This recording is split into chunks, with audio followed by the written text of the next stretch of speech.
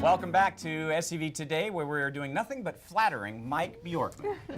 Good morning. Good morning. As we should be. Because he's a good-looking man. He wears great socks. Great shoelaces. Come on, we're talking And socks a great today. realtor. All that wrapped into Great one. realtor. I love you There's guys. a good shot of the socks. And got a great tie on. And With the matching shoelaces, you didn't mention that part. well, I did in the break. We were talking about, look at those red shoelaces. I think that's awesome. I knew I should have cleaned those on the way. What's up today, Mike? Well, I thought we'd talk about investors that own homes here in Santa Clarita that want to sell their home. A couple of people, we were talking last week about the market, multiple offers, what's going on. We have landlords at SCVLeasing, hundreds and hundreds of them, that would like to sell their property. However, they have a tenant in place with a lease. And so that's a phone call we get every day. Hey, I'd like to sell my home. I've heard about the equity I have, but I have a tenant in there for another year or 9 months or 6 months. What should I do? Or a lot of times right now, they're trying to buy vacation homes or you know, they just want their equity out, pay for kids' college, whatever the reason is. So they think that they can't do anything. They go, oh, I got to wait 9 months till the lease is up. It's not true. Half the time I find out when I call the tenants, they want to move anyways. They want to take advantage of the market and possibly buy before prices get too high or interest rates get too high. Or sometimes they just want to move. They're like, oh, I'm stuck in this lease. How many times have we talked to friends that say, oh, I can't move because I'm in a lease? True. Well, if we put these two parties together that have like-minded ideas, yay, we It's can break the amazing what a lease. little communication will Exactly. do, right? Exactly. And then sometimes there's times where tenants go, I don't want to break my lease because I don't have money to move, I don't have anywhere to go. Well, obviously, we have the means to help them find places to go. And quite often, the investors are allowed to say, hey, if you break your lease now, we'll give you $5,000 to move, or you know, whatever the figure might be. Right. So there's a lot of negotiation that may take place to help tenants get on their way. Also, we can sell with the tenants in place. Homeowners like that because they don't have a vacancy factor. They're still making payments usually. And we give the tenants a break. We'll say, hey, if you're paying $2,000 a month now, keep the place nice, let people show it with 24 hours notice. We'll reduce your rent to maybe $1,500. And tenants like that too. They can stash a little bit of money away, and quite often it doesn't bother them.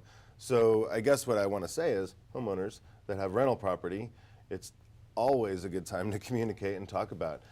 Now's the time to sell, obviously. So if you wanna can get sell your it, even if you're, you know, month one of a one-year lease and you want to sell it, you can sell it to another investor and just keep those Yeah. tenants in place and that. And I'm glad you brought that up because we do that often too. If it's a decent rental property with positive cash flow, most investors put 20–30% down.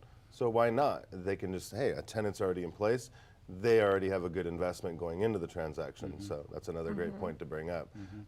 Another thing that's been a real big problem lately is the tenants are on month to month, and the homeowners don't really understand what to do if they're on a month to month. Well, it's pretty simple. If a buyer is buying the home and they plan on being owner occupied, they can give that tenant a 30-day notice regardless of amount of time. There's some other loops that there's some other hoops that they have to jump through, but typically a 60-day notice is required to get rid of a tenant after it being on a year lease. But if the buyer is intending to be owner occupied, they can get rid of them in 30 days.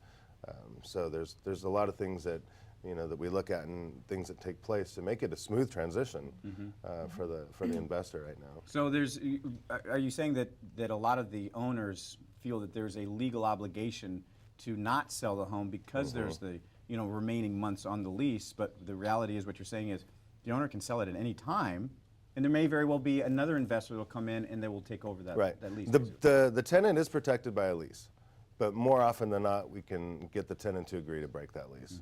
So what I'm saying is homeowners out there, don't wait if you don't want to, because we do it all the time, every day. And don't assume. Don't ever assume. Pick up the phone and start the communication. Because that's usually the way it goes. Hey, Mr. and Ms. Smith, it's Mike Bjorkman, broker of SCVLeasing. Hey, guess what? Your landlord would like to sell the house and possibly talk about letting you out of your lease. Oh, thank God. We thought we were trapped in here for another year. Perfect. You know, it just happened to my sister who lives in Texas. Her landlord called her and said, I'd really like to sell the place. He said, I will give you a break on your rent while you're living in it to show it, and then we'll also give you a moving fee, like $2,000 a moving allowance. And she was like, heck yeah, because she'd been thinking, I want out of this place anyway. So You're right. It works. It happens does in work. real life. Yeah, and a lot of times when we say to the tenant, you know, sometimes in our area it's still cheaper to own than it is to rent, and we help them understand that. And with, you know, as little as 3.5% down in most cases, they can buy, which is sometimes less than their first month, their security and their pet deposits. Excuse me, on their Right. new place. I got a question based on what we were talking about last week, which was that there's a lot of demand. A lot of times you put up a house and there's multiple offers within the first few days. Okay, so I was talking with someone about that, and they said, well, isn't there a natural trickle up theory? So in other words, you were talking about, I believe, it was the $400,000 to $500,000 range in homes in Santa Clarita, where there's multiple offers that are coming in immediately. So it's a huge seller's market in that category. Are all those people who are selling then moving up, and therefore would it create that demand on each level as you go up? As you go So up, trickle up theory is what he was it asking. does, and that's what creates a good stable market or appreciating market. But a lot of these people, as they move up, they split and leave town too. So it's not, and the affordability is a lot different. Most people can't afford to go into that next level of price, so they stay in the average range. If people in Santa Clarita, they're two incomes, they make $100,000 together. At some point, they just can't afford to go up. So it kind of stops at that range, and then the select group of people can move up. But that's what keeps a steady market. I know in the properties that I've shown lately where there's been a homeowner there, and I always say, so where are you going to next? And they 9 times out of 10 I hear, we're moving out of California. Really? Yeah. Really? Arizona, Nevada, Really? Utah, California Oregon, better get Washington. it together. That's all I gotta say. That's really interesting. Yeah, they're usually retired know and that. they're out. Oh. Yeah, most people that retire are gone. Can't afford to live here anymore. Okay, so that's interesting. So when you have new people trying to buy, do you have more people that are from Santa Clarita or more people coming into Santa Clarita wanting to buy? So in other words, because you just said it's you a just said good a lot of mixture. people are, when they're selling, they're saying we're getting out of California. Well, how many are coming into? A lot are still coming in from south of us. They can't afford to buy homes south of us, so we still have a great affordable range up here. So a lot of people are coming from San Fernando Valley, all over the place. A lot of Orange County. But there are still people coming from out of state too, because there's a lot more jobs here than there are other places. So it's a nice even mixture. Okay. Yeah. They're coming from everywhere. So an even Palmdale, mixture Lancaster. of Santa Clarita people continuing to buy in Santa Clarita, but then also coming in. Is there more people buying?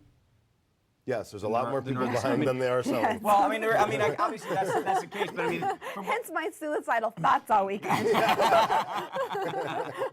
no, but the reason I asked that question is you were saying that a lot of your sellers are saying we're out of here. So I'm just kind of wondering, are there more people trying to come in than there are? Yeah, Obviously, it is because There's it's sellers under market. 500,000. If it's priced right, there could be up to 20 offers if you let it sit on the market 7 days. A lot of first-time buyers they're right now priced too. right. We've seen a lot of first-time buyers.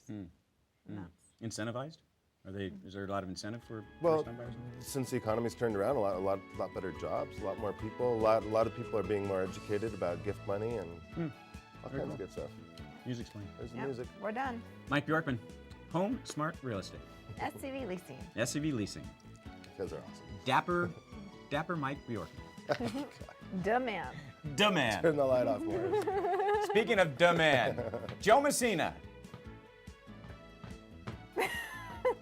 is next.